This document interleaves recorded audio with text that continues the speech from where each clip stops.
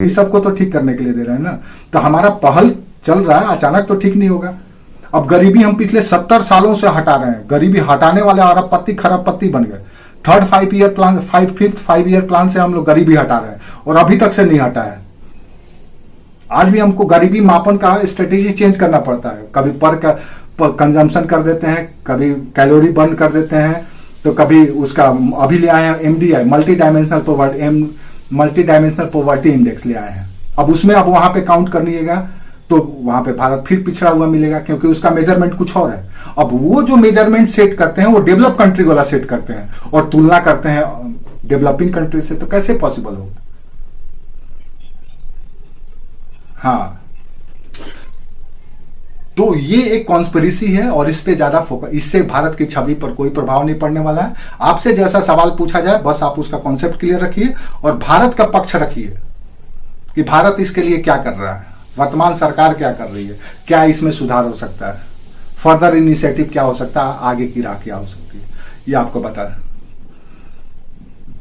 करना ही पड़ेगा ना। आपको जो भी आंसर राइटिंग करना है हवा हवा में नहीं करना है। आपको इंडिया ईयर बुक आपके सामने होना चाहिए, इंडिया ईयर बुक होना चाहिए। उसमें जितने भी स्कीम है वो एक दिन बताएंगे कैसे स्टडी करना है स्कीम को। तो वो सब के सब स्कीम दरअसल है क्या, देख लो, समझ लो।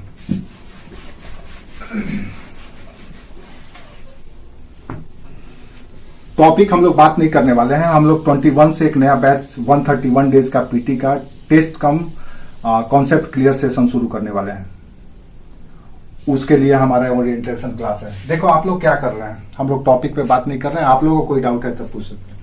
दरअसल जब भी आप तैयारी करें, आपके दिमाग में एक तरफ सरकार होना चाहिए, गवर्नमेंट, क्योंकि आप प्रशासक बनने वाले हैं, ब्यूरोक्रेट बनने वाले हैं। ब्यूरोक्रेट का काम क्या है? इनके डिसीजन को, इनके निर्णय को एग्जीक्यूट करना, क्रियान्वयन, यही आपका काम है। जब आप IAS बन जाएंगे तो आप यही करेंगे आप। इसका मतलब यह है कि आप जिला लेवल पर इनके जितने भी डिपार्टमेंट हैं, जितने भी मिनिस्ट्री हैं, उनका जिले लेवल पर तक का प्रतिनिधित्व कर रहे हैं। उसके नीचे के लिए PCS अधिकारी हैं, PSC ऑफिसर्स, उसके नीचे वाला आप काम नहीं करना, आपको जिला लेवल तक काम करना है। तो यहां से लेकर के यहां तक सरकार के ये जो सिस्टम है, तंत्र है, जो काम करता है, जो सोचता है, वही चीज आपको करना है। सोचा कहां जाता है? तो सरकार के द्वारा सोचा जाता है। हालांकि ये नाम है सरकार के द्वारा सोचा जाता है। सोचने वाले लोग बैठे हुए 3 तरह के, कैबिनेट सेक्रेटेरिएट, सेंट्रल सेक्रेटेरिएट और PMO। ये 3 ही लोग सोचते हैं, बाकी सब के सब सिर्फ और सिर्फ एग्जीक्यूशन का काम करते हैं। केंद्रीय सचिवालय, मंत्रिमंडलीय सचिवालय और प्रधानमंत्री कार्यालय, यही 3 लोग सोचने का काम करते हैं। वो 3 लोग कौन हैं? यही IAS लोग हैं, जो सीनियर हैं, जो 20 साल 15 साल का एक्सपीरियंस है फील्ड का। वही लोग सोचते हैं और सरकार को वही बोलना है, वही सोचना है। अब ये लोग क्या सोचेंगे? कल्पना करो, क्या सोचेंगे? यही सोचेंगे ना कि सरकार के लिए ऐसा करें कि सरकार की वाहवाही होता रहे और सरकार दोबारा चुन करके आए। यही ये सोचेंगे, क्योंकि सरकार खुश तो ये भी मालामाल। तो कभी भी सरकार के विरोध में जाकर के आंसर राइटिंग नहीं करना है। अब डिपेंड ये करता है कि उस समय किसकी सरकार है, उसी नेचर से आंसर राइटिंग करना है। ज्यादा खुल करके ना तो किसी का तारीफ करना है, ना तो ज्यादा खुल करके किसी का क्रिटिसाइज करना है। आपको बीच में रास्ता में, आप ब्यूरोक्रेट हैं, आप जब भी काम करेंगे तो आप बीच के रास्ते में काम करेंगे। किसी पार्टी, किसी दल, किसी धर्म, किसी कम्युनिटी के प्रति झुकाव रख करके आप अपना व्यू नहीं लिख सकते हैं। तो सरकार, जब भी आपका आंसर होगा तो 2-3 डायमेंशन हमेशा आपको ध्यान में रखना है किसी भी पेपर का आंसर राइटिंग में। एक पक्ष होगा सरकार का, जो दल है या जो भी सरकार है, जिस माइंडसेट की सरकार है। दूसरा पक्ष होगा नागरिकों का, और तीसरा पक्ष होगा राष्ट्र का। ये 3 चीज आप अपने जेहन में रखिए किसी भी तरह का आंसर राइटिंग करते समय। इन्हीं तीनों का कोऑर्डिनेशन है आपका आंसर। आपको कभी भी किसी एक के फेवर में जाकर के आंसर राइटिंग नहीं करना है। अगर आप सरकार की तारीफ कर रहे हैं तो ऐसा नहीं है कि सरकार के तारीफ में गर्दन तक डूब गए, आकंठ डूब गए, नहीं। सरकार की तारीफ उतना ही कीजिए जितना इसको बर्दाश्त हो सके, जितना ये सहन कर सके। सरकार में भी कमी निकालिए कि सरकार ने ये किया है, ये सिस्टम लाया। मान लो हंगर इंडेक्स पे है, तो हंगर इंडेक्स में शायद 136 या 137 रैंक आया है भारत का। कितना आया है? अब ये पीटी के लिए अच्छा क्वेश्चन है, ये पूछा जा सकता है। 107 है, अब 107वें स्थान पे है भारत।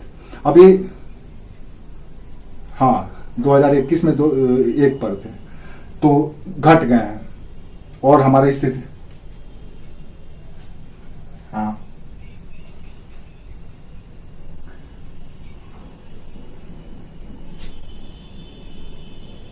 हाँ तो ठीक ही है। भारत इसका मतलब वही मुकाम पे है जैसे पहले, जहां से चले थे वहीं पे खड़े हैं, जहां से चले थे वहीं पे खड़े हैं। कोई दिक्कत नहीं, भारत अच्छे जगह पे है, भारत के लिए चिंता नहीं करना है। भारत के लिए सिर्फ यही चिंता का विषय है कि भारत सरकार जो भी करती है उसको ग्राउंड लेवल पे इंप्लीमेंट किया जाए।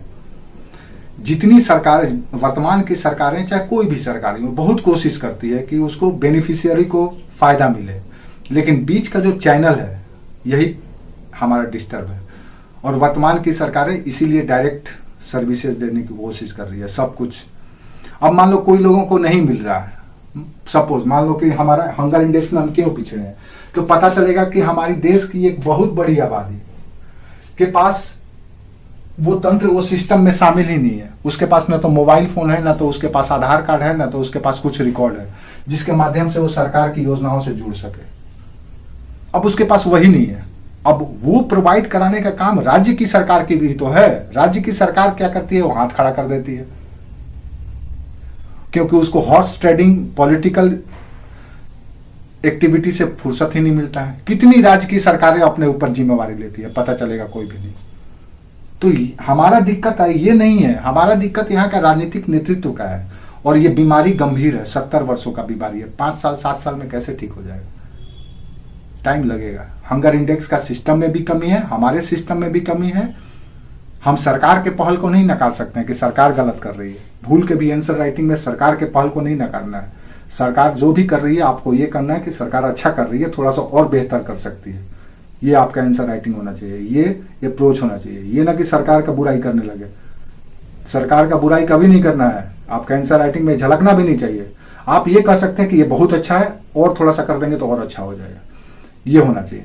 अब इंडेक्स पे पूछा गया था, इंडेक्स का मैकेनिज्म क्या है, कौन से पद्धति पे किया गया है, उसका देख लो कि भैया ये मॉडल सिस्टम पे किया गया है। चुन करके लोगों को पूछ करके आंकड़ा किया गया। अब आंकड़ा कहां से लाया गया? तो एनजीओ से लाया गया।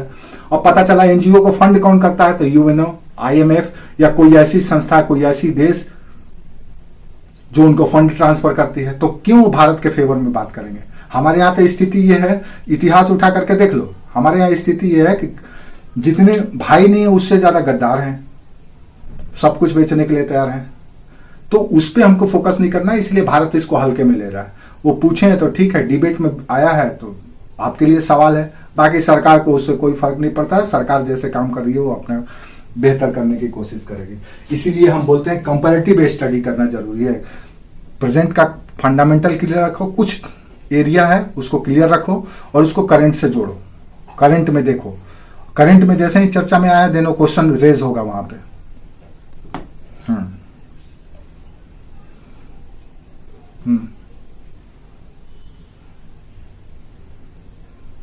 जैसे ये आपको क्या, हाँ वेरी गुड, हम समझ गए। जैसे आपको क्या करना है मेंस के एग्जाम से पहले या पीटी के एग्जाम से पहले, जैसे हम क्यों बोलते हैं कि आप जो भी पढ़ते हैं उसको लिखो।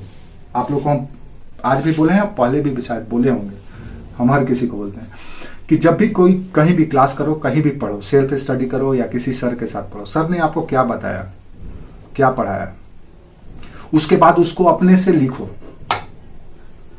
लिखने के दौरान आपको अपनी औकात पता चलेगा कि आप किसी चीज को कितना समझे हैं।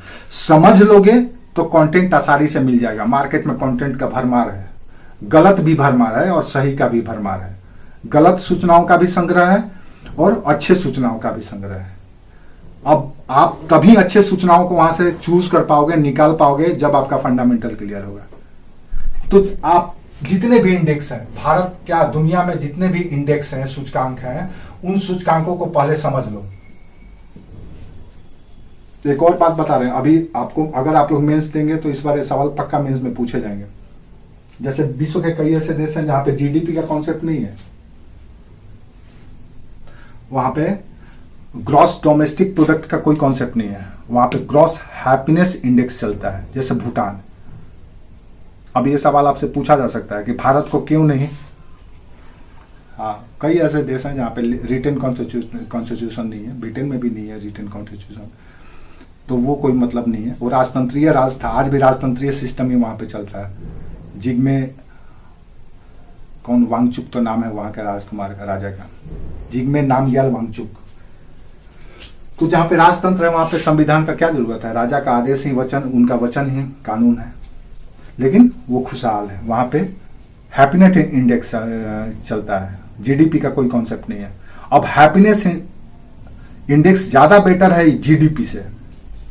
आज हम लोग क्यों इंक्लूसिव और सस्टेनेबल की बात कर रहे हैं, इंक्लूसिव और सस्टेनेबल का इसीलिए तो बात कर रहे हैं, हैप्पीनेस के लिए, और वो पहले से ही अपनाया हुआ है। पब्लिक कितनी खुश है, जनता कितनी संतुष्ट है आपकी शासन से, यही मायने रखता है। आपका इकोनॉमिक कितना ग्रोथ किया है उससे उसको कोई लेना देना नहीं है, जनता कितनी खुश है उसका एक पैरामीटर है। जिग्मे खेसर नामग्याल वांगचुक, हाँ यही नाम है उसका, हम बहुत पहले ही सुने थे, जिग्मे खेसर नामग्याल वांगचुक। तो ये मायने रख। अब ये सवाल आपसे पूछा जा सकता है कौन बेटर है, तो आपको अपना दिमाग खोल करके रखना होगा कि जो चर्चा में है उसको हम उसका पोस्टमार्टम कर लें, वही सवाल आपसे यूपीएससी में पूछे जाएंगे। अब डिबेट हुआ है यहाँ पे ग्लोबल हंगर जीआई पे हुआ है, जीएचआई पे हुआ है, तो देखना इसमें पीटी में भी सवाल पूछे जाएंगे कि किस पद्धति से मेजर किया जाता है, इनमें से कौन सा ऑप्शन सही है और या कौन सा गलत है, ये पूछा जाएगा क्वेश्चन। अब आपका फंडामेंटल क्लियर नहीं रहेगा, अब हो सकता है उसके जगह पे ये पूछते मल्टी डायमेंशनल पॉवर्टी इंडेक्स, क्योंकि वो भी उसी से जुड़ा हुआ है, पॉवर्टी से हंगर जुड़ा हुआ है, तो वो भी हो सकता है पूछ दे कि वो कैसे होता है, भारत में क्या सिस्टम है, भारत में गरीबी से संबंधित कौन कौन से कमिटी गठित किए गए गरीबी आकलन के लिए, उसका क्या रिकमेंडेशन था, ये अब उससे जुड़ा हुआ है, तुरंत एकदम लिख लो, 100% सवाल पूछे जाएंगे, गरीबी से नहीं तो हंगर से। और आपको अब यहाँ पे तैयार रहना है, एक क्वेश्चन आपका आना ही आना है, ऐसे तैयारी होता है। आपको क्लू मिलता है, ईश्वर आपको क्लू देते हैं, और वो क्लू कहाँ से मिलता है, टीवी डिबेट में देख लेना है। जो मुद्दा चर्चा में है वही मुद्दा आपसे सवाल पूछे जाएंगे एग्जाम में, अनावश्यक कोई सवाल नहीं पूछे जाएंगे, ठीक है। तो ये स्ट्रेटेजी आपको होना है। किसी को और कुछ पूछना है तो फाइनली कुल मिला जुला करके हम ये सेशन इसलिए बुलाए थे कि बहुत सारे लोग हमको फ़ोन करते हैं कि सर वहाँ पे एडमिशन ले चुके हैं, हमारा पैसा फंसा हुआ है, कैसे क्विट करें, क्या करें। अभी भी 1-2 लोग बताए हमको, और भी लोग फ़ोन करते हैं। तो वो आपका प्रॉब्लम जेन्युइन प्रॉब्लम है, और वो कोई ऐसा नहीं है कि आप लीगल ये किए हैं, एग्रीमेंट किए हैं कि आप वहाँ नहीं पढ़ेंगे या नहीं कंटिन्यू करेंगे, देन आपको फाइन लग जाएगा, आप में आपके अगेंस्ट केस हो जाएगा, ऐसा कुछ भी नहीं है। अगर आप सेटिस्फाई नहीं है तो टाइम वेस्ट मत कीजिए, यूपीएससी का मौका आपको हर समय नहीं मिलने वाला है। और किसी को पैसा का प्रॉब्लम है, लगता है कि वाकई में पैसे का प्रॉब्लम है, वाकई में देखो, हमसे छलावा मत करना, तुम लोग पहले बता देते हैं। वाकई में अगर आपको प्रॉब्लम है कि सर हम नहीं दे पाएंगे, तो आप फ्री में पढ़ सकते हैं हमारे पास, आपकी तरह और भी लोग हैं, ऐसा नहीं है कि सभी लोग ही हमको पैसे देते हैं। जिसको रियली में प्रॉब्लम है, वो जिसके पास है कैपेसिटी, क्षमता है, दे सकता है तो दे, जो नहीं दे सकता है तो अब भगवान ही उसको कुदरत ही सपोर्ट नहीं किया है, तो हमारा तो फर्ज बनता है कि हम भाई मदद करें, तो हम उसमें करेंगे। लेकिन कुछ पैसों के लिए अपना टाइम वेस्ट नहीं करना है। अगर आप सेटिस्फाई नहीं है तो, अगर सेटिस्फाई हैं, आपको लगता है कि हाँ आपकी तैयारी अच्छी चल रही है, देन कंटिन्यू रखिए। अगर आप सेटिस्फाई नहीं, आपको समझ में नहीं आ रहा, तो टाइम वेस्ट करने से कोई फायदा नहीं है। 5,000 10,000 का माया मोह त्याग दो। समझ लो कि कहीं गए थे, टूर पे चले गए थे, समझ लो कि वायरल फीवर हो गया था, उसी में मेरा पैसा चले गया, उसका माया में मत पड़ो कि यार वो आपको डिसाइड करना है। और ये कोई ऐसा नहीं है कि उसमें निकलना कोई है, एक मेल कर दो सर को, जो भी सर हैं वहाँ पे जो आप लोगों को हैंडल करते हैं, आपको देखते हैं, उनको मेल करो और बोलो सर हम कंटिन्यू नहीं कर पाएंगे, जो भी इशू है बता दो, और अपना क्विट कर जाओ। और क्लास सीरियसली अगर आप लोग हैं तो, अगर सीरियस नहीं है, आप 2 इयर्स 5 इयर्स प्लान बनाए हैं, तो आप वहाँ भी एंजॉय कीजिए, कोई दिक्कत नहीं। लेकिन हम लोग का क्लास का स्ट्रेटेजी क्या था ये बताने के लिए हम आए हैं कि 21 से जो हम लोग का सेशन शुरू होगा उसमें हम लोग का स्ट्रेटेजी क्या होगा, किस मोड पे काम करेंगे। पीटी का क्लास हम लोग का शाम को होगा, बाकी जो मेंस का 2 क्लास चल रहा है, इकोनॉमिक्स का और पॉलिटी का, वो जीएस वाला सेगमेंट, इकोनॉमिक्स 11:30 में चल रहा है और जीएस वाला जो पॉलिटी का सेगमेंट है वो 4 बजे शाम को चल रहा है। तो ये 2 आपको जीएस में मिलेगा। और ऑप्शनल का भी हम अलग से कोई बैच क्रिएट नहीं किए हैं, नहीं बनाए हैं। हिस्ट्री का जैसे ही 2, 4, 5 भी हो जाएंगे दिन हम अलग से हिस्ट्री ऑप्शनल वाले शुरू करेंगे। नीतू यादव, बोलो नीतू, बोलो नीतू, हाथ उठाई है नीतू, ठीक है। काजल गुप्ता आप हैं कि चली गई? काजल गुप्ता है कि चली गई? है तो दिख तो रही है। आपको सुनाई दे रहा काजल? ठीक है, शायद नहीं सुनाई दे रहा। तो आप लोग डिसाइड कीजिए जितनी जल्दी हो सके और तैयारी सीरियस होकर के कीजिए। टाइम आपके पास नहीं है, बहुत कम टाइम होता है यूपीएससी के लिए। हम लोग जब तैयारी करते थे तो कब कौन सा पर्व त्योहार निकल जाता था पता ही नहीं चलता था। तो उस मोड में आपको भी आना पड़ेगा। आज नहीं आएंगे, 1 साल के बाद आएंगे, जब थोड़े से एक आधा अटेम्प्ट खराब हो जाएगा तो आएंगे, लेकिन आना तो वैसे ही है। तो आपको फुल फेज में काम करना है, आपके पास टाइम कम है। हाँ धक्का तो हाँ धक्का तो अभी से मिलना शुरू हो जाएगा। एक बार एग्जाम दे करके तो देखो, एग्जाम में बैठोगे उसके बाद। अच्छा, दिक्कत ये भी एक नेचर होता है कई लड़कों में कि जब तक से वो एग्जाम नहीं देते हैं ना तब तक से वो सीरियस होते नहीं है। कई ऐसे कैंडिडेट आपको मिले हैं कि वो शुरू में बहुत लापरवाह हैं। एक ऐसी कैंडिडेट है, यहीं की झारखंड की कैंडिडेट है, जेपीएससी वो 37 के ईयर्स में वो ज्वाइन की। वो टीचर है, स्कूल की मैथ की टीचर है। तो उसको पता नहीं कोई सिखाया होगा या कोई बताया होगा या किसी से इन्फ्लुएंस हो गई होगी। हालांकि उसके परिवार में बहुत सारे लोग अधिकारी हैं, आईएएस हैं, बीडीओ भी है, सीओ भी है, डीएसपी है, सब है उसके घर में। लेकिन इतने दिनों से उसके अंदर वो आग नहीं चल रहा था। जला कब? लास्ट अटेम्प्ट जब उम्र उनका आखिरी था, 37 साल की उम्र में।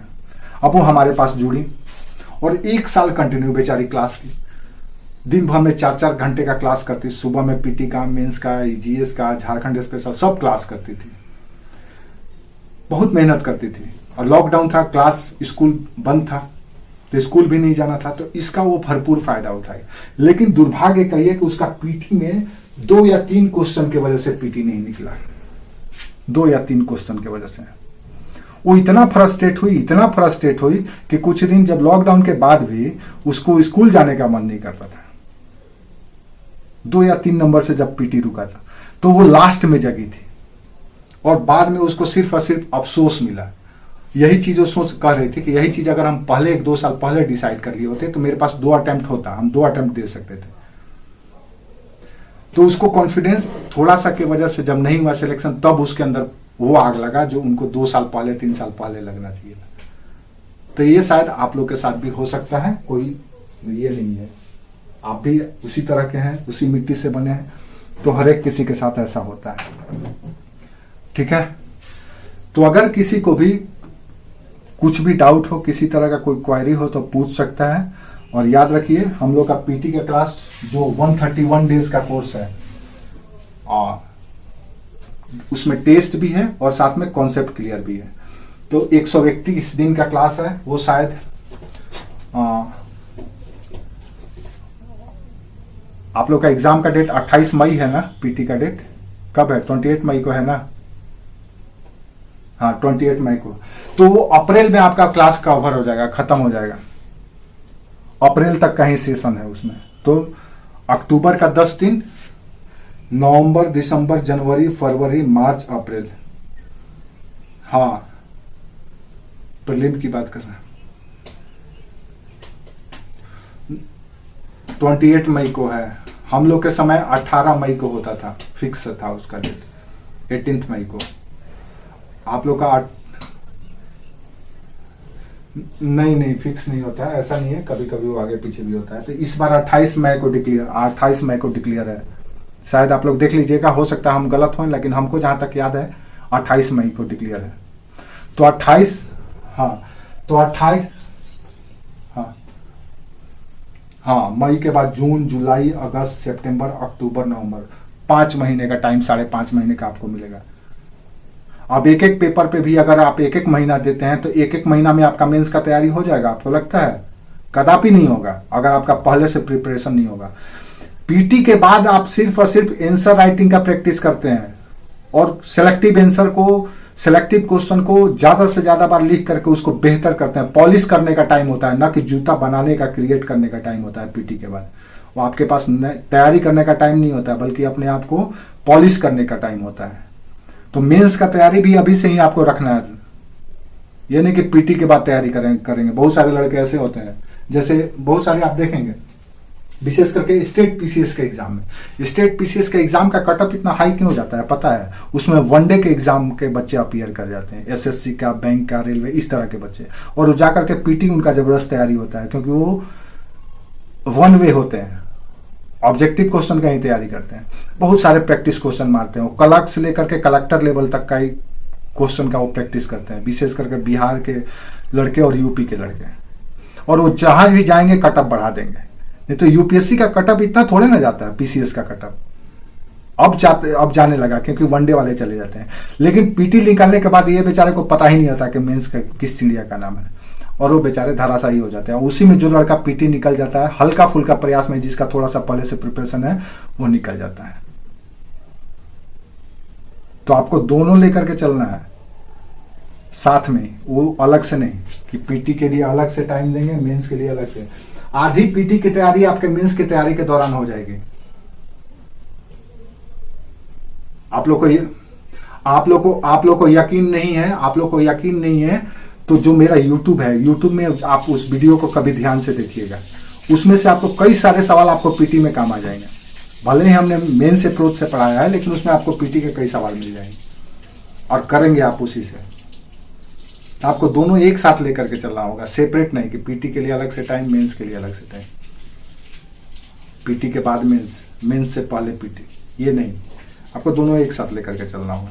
ये दोनों पहिया को एक साथ लेकर के चलना है। एक को छोड़ देंगे तो काम नहीं चलेगा, ठीक है? और जो भी पढ़ें, जहां भी पढ़ें, जितना भी पढ़ें, मैगजीन से पढ़ें, पेपर से पढ़ें, टीवी डिबेट में सुने, न्यूज़ में सुने, या कहीं भी सुने, या कोई सर से सुने, सुनने के बाद उसको खुद से लिखो, कम से कम शब्दों में। ज्यादा से ज्यादा वर्ड में लिखने का आप कोशिश मत करो। पहले लिखते थे लोग, पहले ज्यादा चैलेंजिंग था। कोई क्वेश्चन ऐसा पूछ दिया जाता था जिसमें स्कोप ही नहीं होता था कि 600 वर्ड में लिखना है, लेकिन मजबूरी है, लिखना पड़ेगा। तो लड़के थोड़ा सा बात बनाते थे इधर उधर और उनका नंबर कट जाता था, क्योंकि उनको पता ही नहीं था उतना। अब तो आपके पास इतना अच्छा अपॉर्चुनिटी है, लेकिन अपॉर्चुनिटी के साथ साथ चैलेंजिंग भी है। पहले लोग सिलेबस को कुछ सिलेक्ट कर लेते थे और उसी से वो तैयार कर लेते थे। अब ऐसा नहीं है, अब वो कहीं से भी पूरा सिलेबस में से पूछ लेगा, छोटा सा सब टाइटल ही पूछ लेगा। जैसे मान लो पूछ दिया भाई प्लेट टेक्टोनिक बताइए, अब प्लेट टेक्टोनिक पूछ दिया, प्लेट टेक्टोनिक के आधार पर बताइए कि कैसे सागर, जो भी सागर है, कोई ओशन है, वो कैसे सिकुड़ रहा है, ये क्या फेनोमिना है। अब प्लेट टेक्टोनिक आपको पता ही नहीं है, और सागर कोई सिकुड़ रहा है कि फैल रहा है, ये भी आपको नहीं पता है। अगर आपको फंडामेंटल पता है, इसका मैकेनिज्म पता है, तो आप बता देंगे कि कहाँ का सागर सिकुड़ रहा होगा और कहाँ का सागर फैल रहा होगा। और 150 वर्ड में लिखना है, आराम से लिख देंगे अगर आपका कॉन्सेप्ट क्लियर होगा तो। अगर नहीं क्लियर होगा, रट के गए होंगे, तो कदापि नहीं लिखाएगा। लिखेंगे ऊपर कुछ और नीचे वाला कुछ और, उसके नीचे वाला कुछ और, आप कंफ्यूज हो जाएंगे।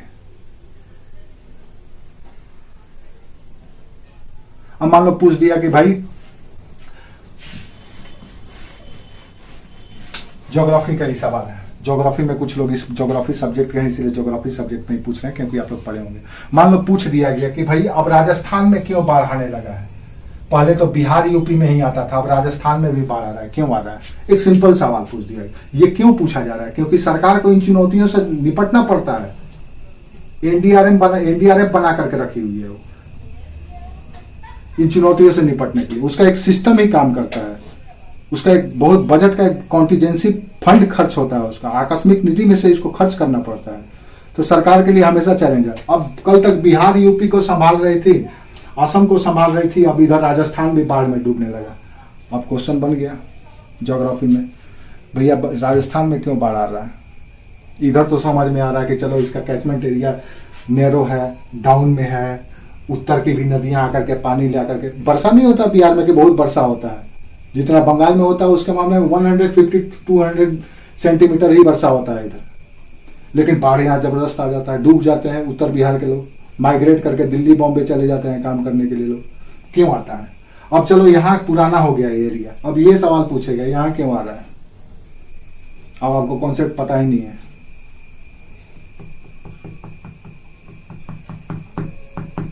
तो कॉन्सेप्ट क्लियर रहेगा तभी आप लिख पाएंगे, और जैसे ही कॉन्सेप्ट क्लियर होगा तो अपडेटेड जो भी डाटा आपको मिलेगा आपका उस कॉन्सेप्ट को मजबूत करेगा, खूबसूरत बनाएगा, खूबसूरत बनाएगा।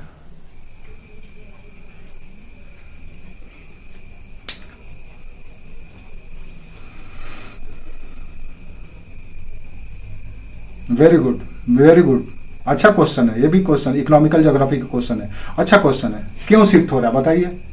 सरकार के लिए चिंता का विषय है। सरकार जहां महाराष्ट्र में फोकस करके, अच्छा एक और बात इसी पे से जुड़ा हुआ एक सवाल देख लो, भारत का जो गरीब रीजन है, जो गरीब स्टेट, माइक ऑफ करो, जो गरीब स्टेट है, जो पुअर स्टेट है, वहां के किसान सुसाइड नहीं करते हैं। जो अमीर स्टेट है वहां के किसान सुसाइड कर रहे हैं। अब क्यों सुसाइड कर रहे हैं? इसलिए कर रहे हैं क्योंकि उनका जो खेती का जो पैटर्न था वो चेंज हो रहा है।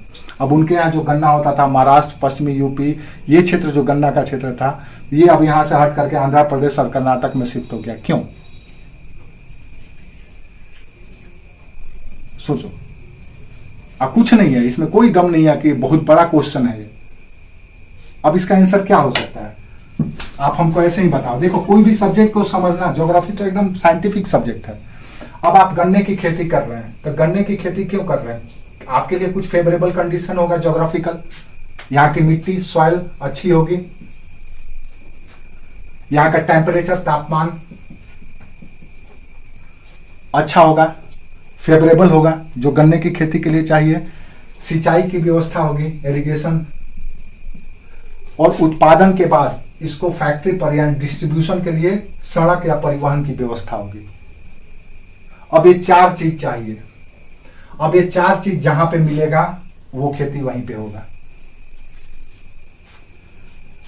फसल के लिए सॉइल, जैसे सॉइल प्रोफाइल आजकल बनता है, सरकार आजकल सॉइल प्रोफाइल बनाती है, मिट्टी का प्रोफाइल, या आपके खेत की जो मिट्टी है किस फसल के लिए उपयुक्त है, उसमें कितना सल्फर है, कितना पोटेशियम है, कितना यूरिया की मात्रा है, कितना जो भी केमिकल बॉन्ड है उसका, वो देख करके आपको दे देगी कि आपके मिट्टी में ये सब चीज़ है, आप इस फसल का खेती कीजिए तो आपको फायदा होगा। और पता चला कि यहाँ का सॉइल प्रोफाइल कुछ और है और फसल कुछ और कर रहा है तो आपको दिक्कत हो जाएगा। तो आपको सॉइल प्रोफाइल भी जान करके रखना है और आपको बताना है कि यहाँ का सॉइल प्रोफाइल कैसे यहाँ पे दिक्कत हो रहा है, क्या चेंज हुआ है। अब एक ज्योग्राफी का टॉपिक, इन्वायरमेंट साइंस भी इसी में आ जाएगा, इकोनॉमिक्स भी इसी में आ जाएगा, ज्योग्राफी भी इसी में आ जाएगा, हिस्ट्री का अलग से डायमेंशन आ जाएगा, पॉलिटी का, गवर्नेंस का भी इसी में शामिल हो जाएगा। यानी एक क्वेश्चन में सारे के सारे जीएस पेपर आपके समाहित हो गए। यानी कि सिर्फ और सिर्फ ज्योग्राफिकल एस्पेक्ट में आप लिख रहे हैं, ज्योग्राफिकल एस्पेक्ट पढ़े हुए हैं किसी सर से या कहीं से भी, और उसी को खाली खींच रहे हैं, उसी पर फोकस नहीं करना है। आपको हर एक डायमेंशन देखना है। आपको साइंस में भी इन्वायरमेंट साइंस देखना है, गवर्नेंस देखना है, हिस्ट्री खोजना है कि पहले क्या कंडीशन था, क्या स्थिति था, और उसके बाद प्रेजेंट कॉन्टेक्स्ट देखना है कि क्या बदलाव हुआ है और उस बदलाव के वजह से